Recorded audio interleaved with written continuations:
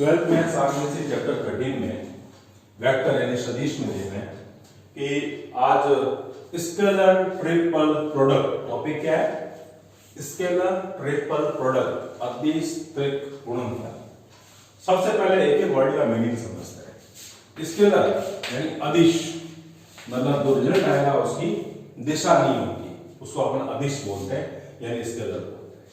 फिर ट्रिपल तीन के बीच में यानी त्रिक यानी तीन के बीच में प्रोडक्ट मतलब गुणनफल है।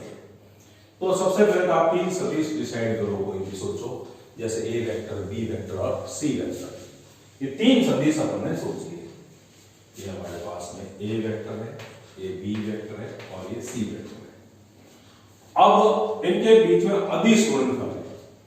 तो अगर मैं दो सदिशों के बीच में क्रॉस प्रोडक्ट करता हूं तो तीनों के बीच में तो ये डॉट अगर लगा दूं यहां पर तो क्या होगा, ये एक अदिश राशि आ जाएगी, या इन दोनों को पहले करेंगे ये अदिश राशि आ जाएगी और एक अदिश राशि का इससे मल्टीप्लाई होगा तो एक सदिश राशि प्राप्त हो जाएगी। तो ये तो बैठेगा नहीं।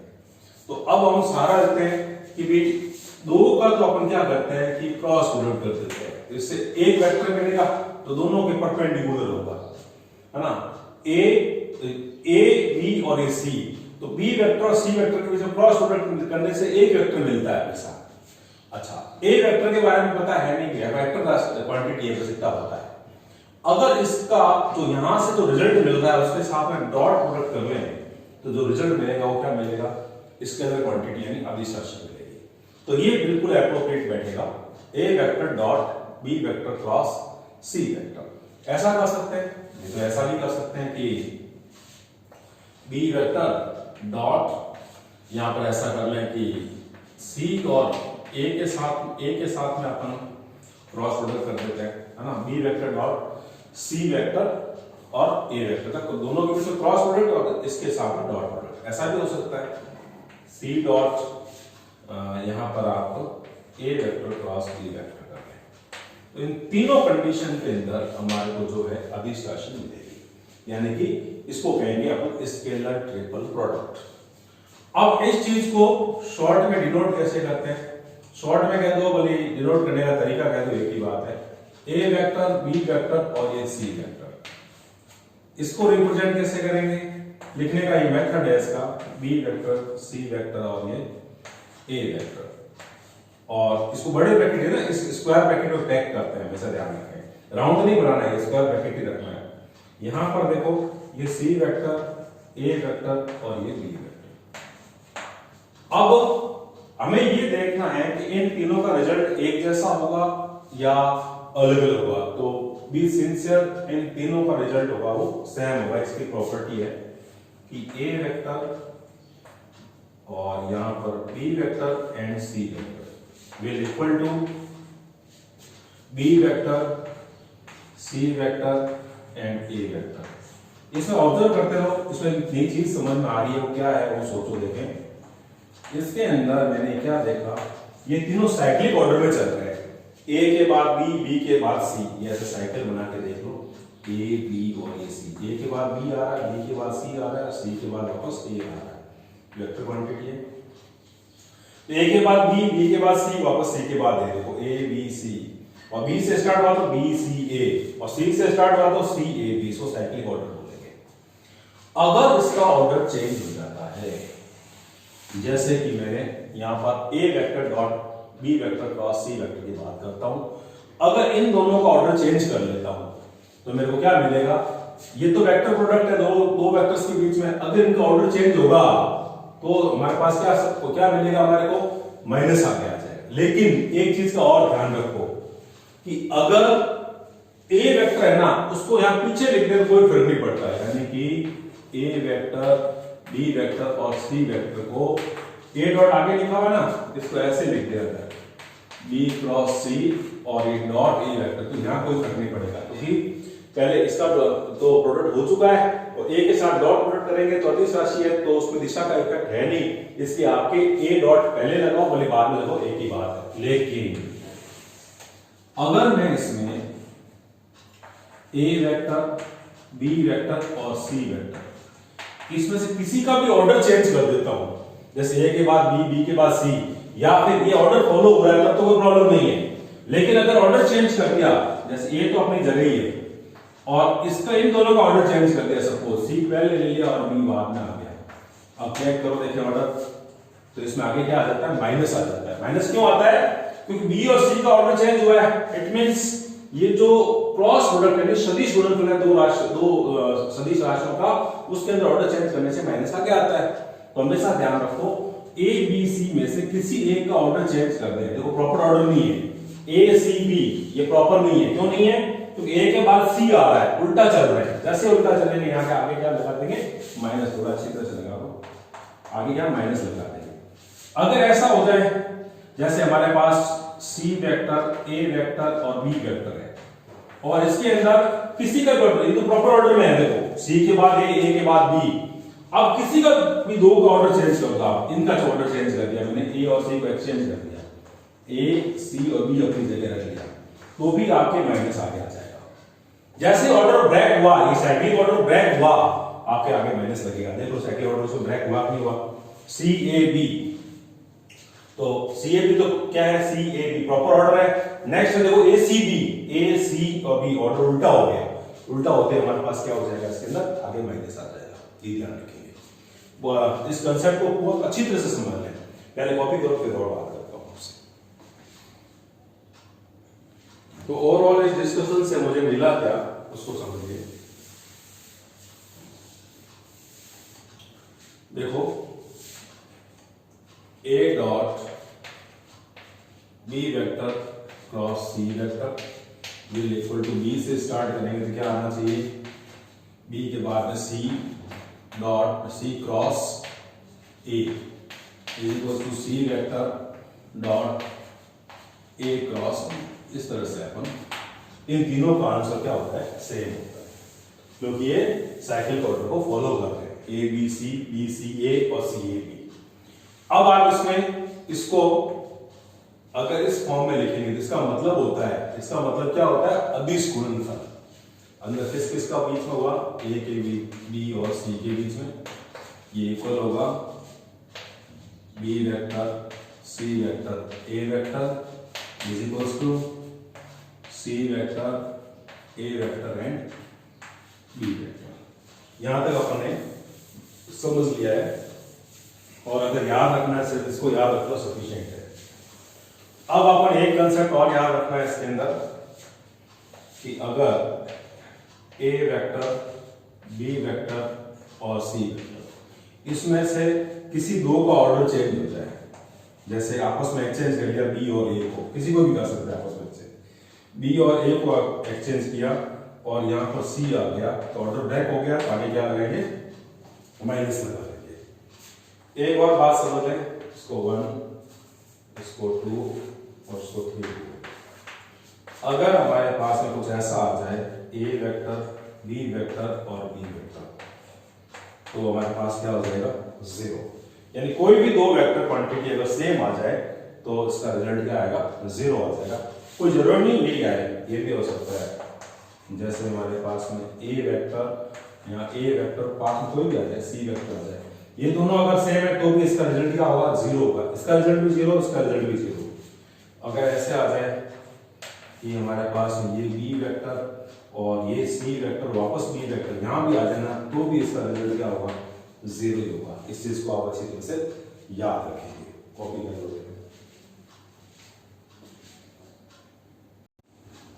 वॉल्यूम ऑफ टेट्राहेड्रन यानी चतुष्फलक का आयतन। अब इसमें दो केस होंगे, एक में तो वर्टेक्स को एक ओरिजिन है और जब ओरिजिन है तो ये O हो गया, ये A और एक ये B ले लें और ये हमारे पास C ले लें।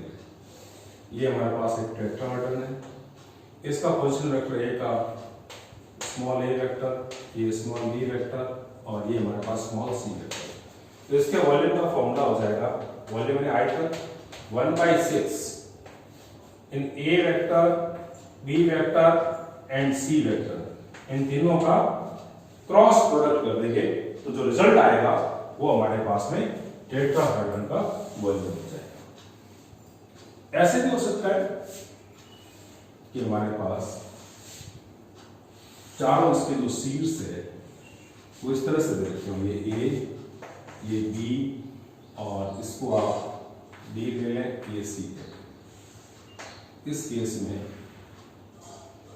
इसका position vector small b vector, इसका position vector small a vector और इसका हो जाएगा स्मॉल डी वेक्टर और ये हो जाएगा स्मॉल सी वेक्टर। इसका वॉल्यूम का फॉर्मूला यानी इसका आयतन का फॉर्मूला क्या हो जाएगा, ध्यान से देखें।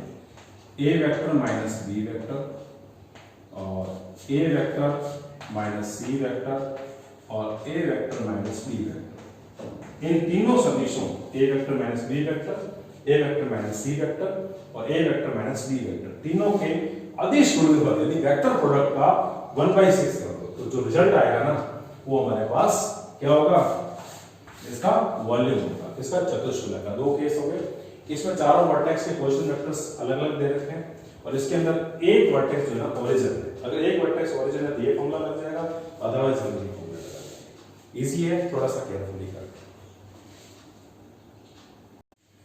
तीन असमांतर और असममित सदिशों ए सदिश, बी सदिश तथा सी सदिश के समतलीय होने का प्रतिबंध। मतलब 3 वेक्टर्स हैं जो कैसे हैं, एक ये ए वेक्टर है, एक ये बी वेक्टर है एंड एक ये सी वेक्टर, ठीक है ना। ये कोप्लेनर होंगे, क्या कंडीशन होगी, तो यहाँ पर जो ए वेक्टर है ना उसकी वैल्यू होगी a1 i cap plus b1 j cap plus c1 और बी वेक्टर है उसको a2 i cap plus b2 j cap plus c2 k cap और सी वेक्टर है ना उसको a3 i cap plus b3 j cap और plus c3 k cap. अब इनका समतलीय होना, समतलीय होने का मतलब यह है किसी एक वेक्टर का डॉट प्रोडक्ट इन दोनों के क्रॉस प्रोडक्ट के साथ है ना, इसका डॉट किया जाए ना तो आपकी वैल्यू कितनी आनी चाहिए, 0 आनी चाहिए। अगर ऐसा होता है इसका मतलब ये समतलीय है यानी कोप्लेनर है। तो कंडीशन क्या है, तीनों वेक्टर्स कैसे हैं, नॉन पैरेलल है। नॉन पैरेलल का मतलब क्या है, आपस में समांतर नहीं है और नॉन जीरो है। नॉन जीरो का मतलब कोई भी एक इसमें से जीरो वेक्टर नहीं है। ऐसी कंडीशन में तीनों का कोप्लेनर होना यानी समतलीय होने का जो प्रतिबंध है वो क्या होगा, A vector dot B vector cross C vector is equal to 0। और इसको हम क्या लिखते हैं, इस तरह से लिखते हैं A vector B vector and C vector is equal to 0। ये इसका प्रतिबंध है। अब अगर आपको कभी A vector B vector C vector इस फॉर्म में निकालना पड़े तो कैसे निकालते हैं, ए वेक्टर बी वेक्टर और सी वेक्टर का डॉट प्रोडक्ट तीनों का निकालना है। तो सबसे सिंपलेस्ट जो फॉर्म होगी ना निकालने की वो ये होगी कि डिटरमिनेंट बना दो जिसके अंदर ए वेक्टर जो ना इसके आई जे और के जो कोएफिशिएंट्स हैं इनको आप लिख दो। तो ये हमारे पास हो जाएगा a1 b1 और c1, a2 b2 और c2, a3 b3 और c3। इसका रिजल्ट आ जाएगा। अगर ये रिजल्ट इज इक्वल टू 0 है तब तो क्या हो जाएगा, कोप्लेनर, और अगर इज इक्वल टू 0 नहीं है तो इसकी जो वैल्यू है वो निकल जाएगी। तो कभी भी तीन वेक्टर्स का अगर आपको डॉट प्रोडक्ट निकालना है तो इस डिटरमिनेंट को सॉल्व कर लो, अपना रिजल्ट आ जाएगा। ये आपके सबसे इजी है इसको निकालने का। इसको अच्छी तरह से सीख लें जिससे कि आगे क्वेश्चंस के अंदर प्रॉब्लम नहीं आए।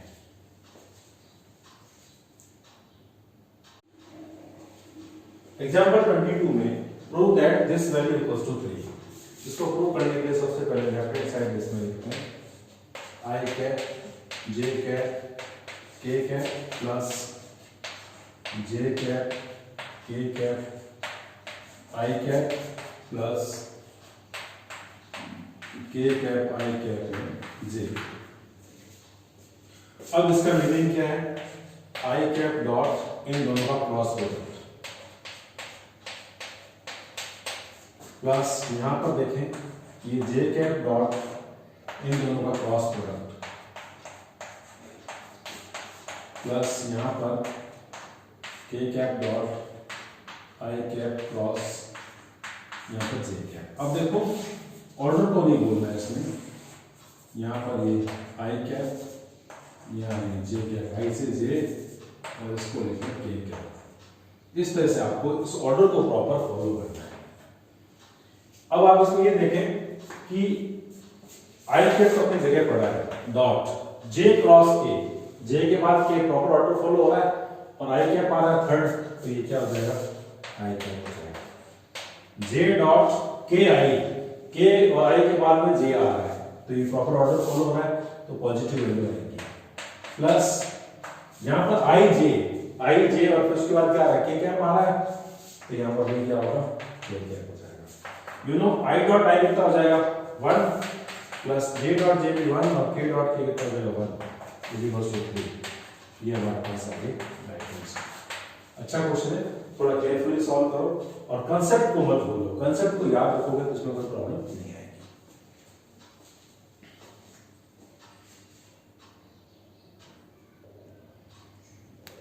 एग्जांपल 23 में देखो, ए वेक्टर, बी वेक्टर और सी वेक्टर की वैल्यूज दे रखी है and a vector dot B vector cross C vector and a vector cross B vector dot C vector की वैल्यू निकालनी है और फिर प्रूव करना है कि ये दोनों इक्वल है।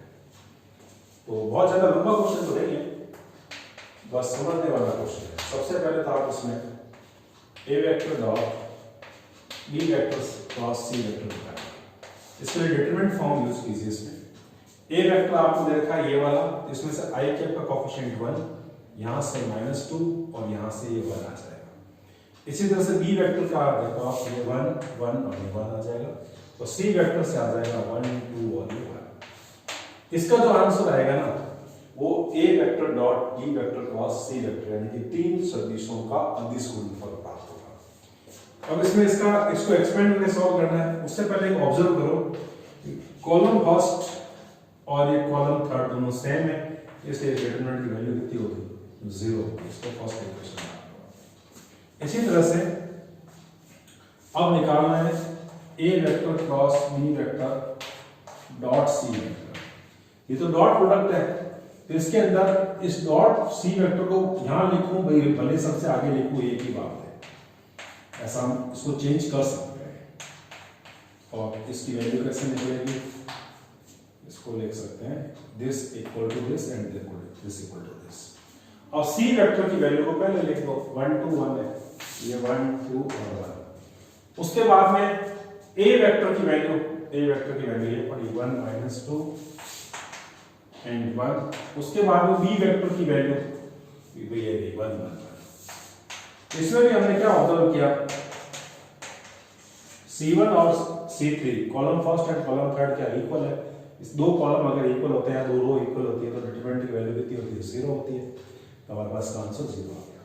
ऑब्जर्व करो, इसका आंसर 0, इसका आंसर 0 है, तो हम कह सकते हैं from equation first and equation second a vector dot B vector cross C vector is equals to c vector dot a vector cross B vector. ये इसके अंदर प्रूव हो गया। अब उसने क्या मांगा है, लास्ट में वो पहले वाला मांगा है, उसमें सी वेक्टर को बाद में, क्योंकि ये इसके इक्वल है, 0 इसके इक्वल, ये इसके इक्वल और ये इसके इक्वल, तो डॉट ये हमारे पास में सी वेक्टर बाद में देखते हैं। ये हमारे पास में प्रूव हो गया, ये है इस प्रूफ। ये इसकी डिमांड थी। अच्छा क्वेश्चन है, बस केयरफुली स्टेप टू स्टेप इसके अंदर करते रहो, कोई प्रॉब्लम नहीं आएगी। चैनल सब्सक्राइब जरूर करें, वीडियो शेयर करें, लाइक करें, दोस्तों को बताएं। Thank you for watching, all the best.